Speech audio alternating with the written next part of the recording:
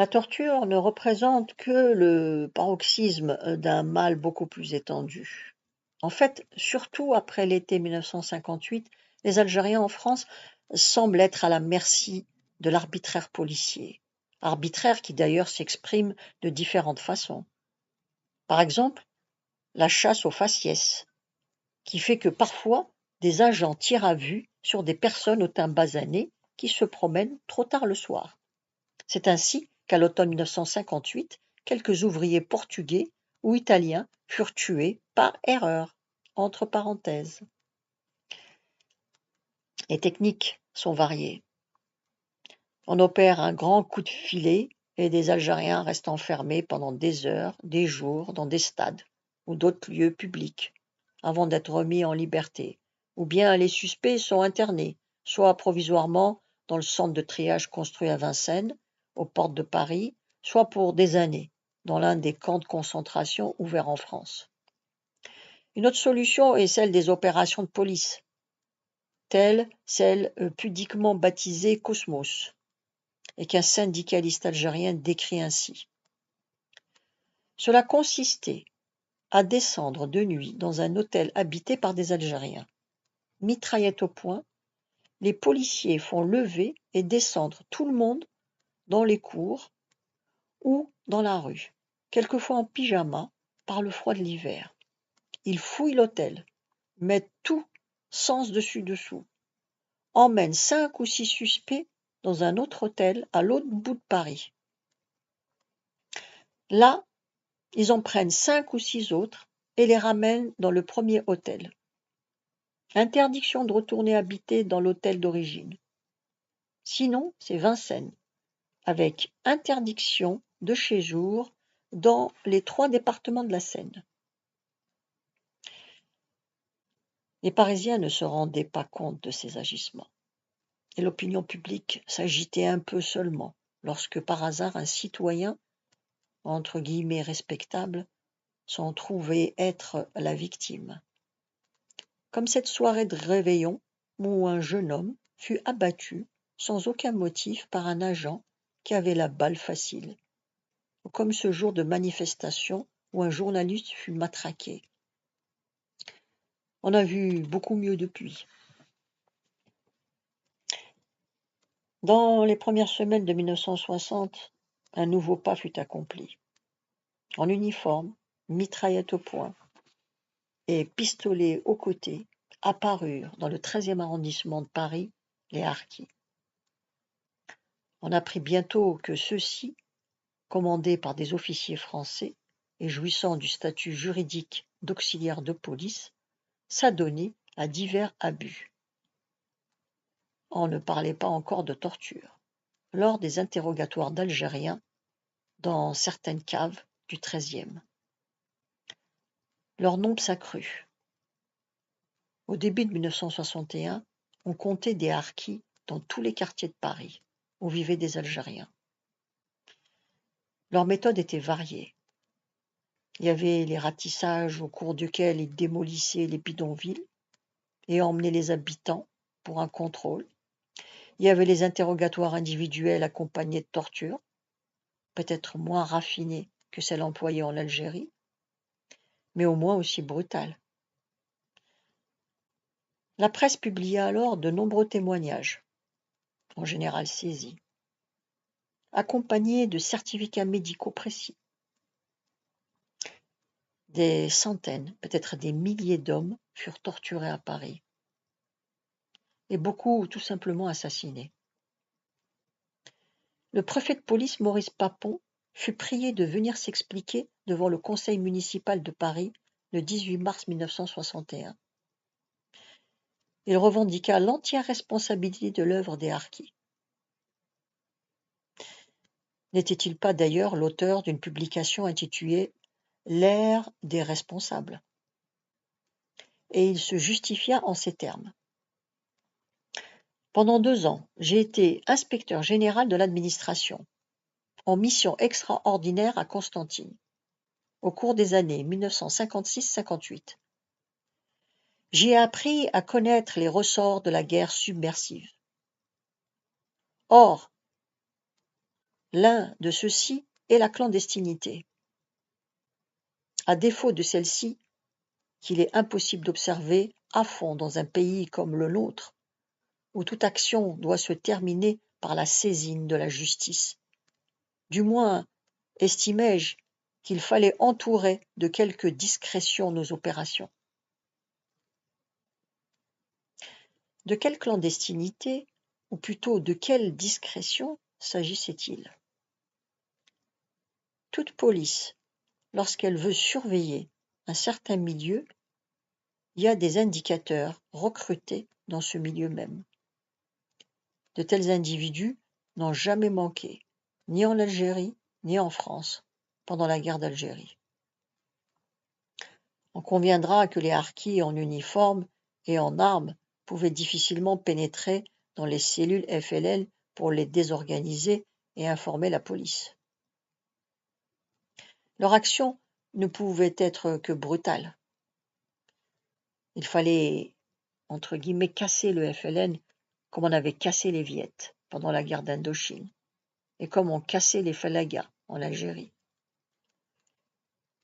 Les harkis devaient jouer exactement le rôle des Bleus de chauffe pendant la bataille d'Alger. La clandestinité ou la discrétion dont parlait Maurice Papon ne pouvait donc être qu'une clandestinité ou une discrétion à l'égard de la police française régulière, et comme le préfet lui-même le laissait entendre, à l'égard de l'autorité judiciaire. L'action des harkis était clandestine, en ce sens qu'elle dépendait d'une autre police et d'une autre justice, parallèle à la police et à la justice régulière. Cette action échappait aussi à tout contrôle, fut-il aussi discret que celui exercé par la police et la magistrature sur la répression menée contre les Algériens. L'emploi des harkis avait un autre avantage. L'affaire de la gangrène, celle du Prado de Lyon et d'autres analogues avait causé un certain scandale. Pendant le procès, début février 1959, les auteurs d'un attentat contre Jacques Soustel, alors ministre de l'Information, un accusé avait reconnu dans la salle l'un des policiers qui l'avait torturé. L'effet produit avait été désastreux. En confiant à des Algériens la tâche de torturer, et au besoin d'autres Algériens, la police gardait les mains propres. Il ne s'agissait pas seulement de l'état moral de la police. Il s'agissait d'agir sur les sentiments de la population de la capitale. La communauté algérienne vivait dans une sorte de ghetto, isolée dans ses bidonvilles. Et elle avait bien peu de contact, même sur les lieux de travail, avec les Parisiens. En lâchant les harkis sur cette population isolée, on donnait aussi libre cours au racisme latent de bien des Français, à cette rassurante illusion. Ces gens-là, c'est tous des sauvages. On espérait que les bons citoyens, entre guillemets, laisseraient faire et sauraient gré à la police de les débarrasser des terroristes du FLN qui, de temps à autre, attaquaient un de leurs compatriotes dans la rue, parfois un policier et parfois faisaient d'autres victimes par balles perdues. Le calcul n'était pas faux, mais quelques autres incidents se produisirent. Les harkis dépouillèrent ou molestèrent des passants innocents et firent même irruption dans la boutique d'un commerçant juif. 2 d'entre eux furent jugés pour ce motif. Bien peu de gens surent remonter des effets aux causes. Il devenait de plus en plus difficile de cacher aux Parisiens que la guerre d'Algérie, en France aussi, n'était pas seulement une affaire entre Algériens. Les bombes au plastique avaient commencé à exploser à Paris, au moment même où 4 généraux s'emparaient du pouvoir à Alger.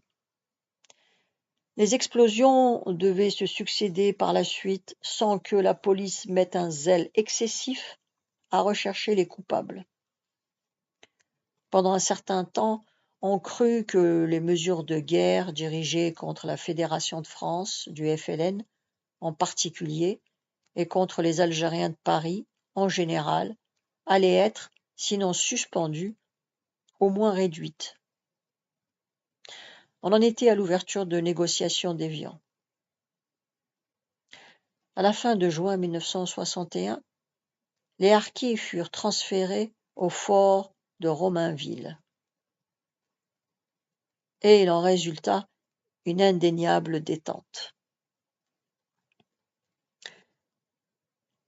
Que se passa-t-il ensuite? Y eut-il de la part de certains chefs de la police qui dissimulaient à peine leur sympathie pour l'OAS une volonté délibérée de créer une situation irréversible et de rendre ainsi impossible la reprise des négociations? Edmond Michelet, qui, sans manifester dans l'action tout à fait autant de générosité que dans la parole, s'était pourtant toujours déclaré favorable à une politique de détente et avait fait des déclarations contre la torture, quitte en août le ministre de la Justice. Il est remplacé par Bernard Chenot. Maurice Papon aurait fait alors la tournée des commissariats parisiens, du centre et de la banlieue, répétant aux policiers qu'ils peuvent désormais se sentir couverts. Les contrôles de nuit reprennent. Les vérifications d'identité, qui se produisent ou plutôt qui se traduisent par un séjour au camp de Vincennes, les rondes des harkis. Ces mesures tendent à donner aux Algériens l'impression d'être des parias.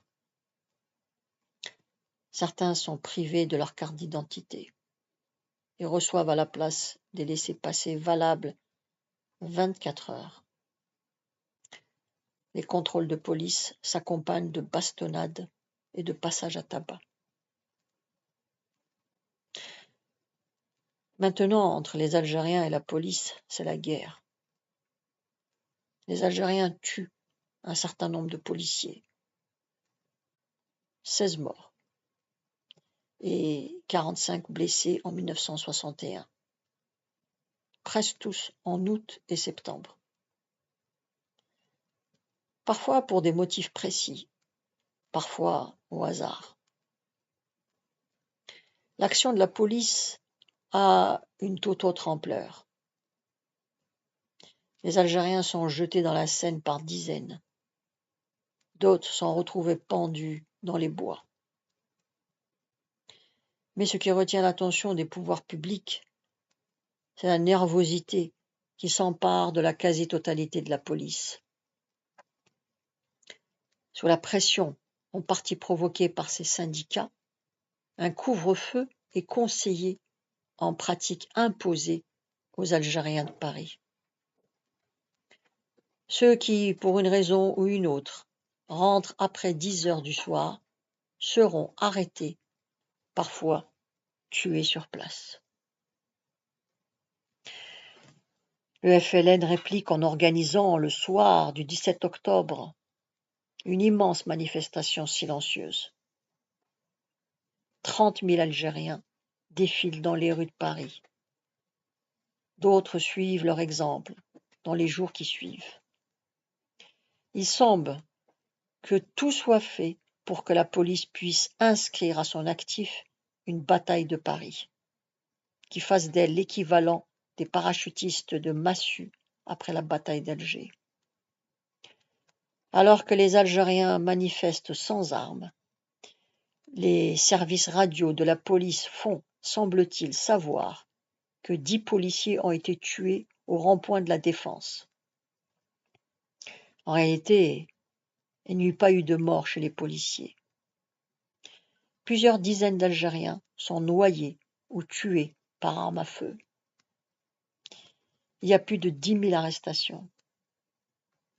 Les Algériens sont entassés au parc des Expositions.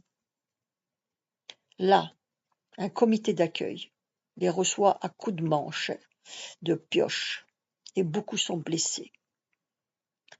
Selon des renseignements de police rapportés notamment le 27 octobre par Claude Bourdet au conseil municipal, sans qu'aucun démenti lui soit opposé, plusieurs dizaines d'Algériens furent tués dans la préfecture de police en présence de M. Papon. La suite demain.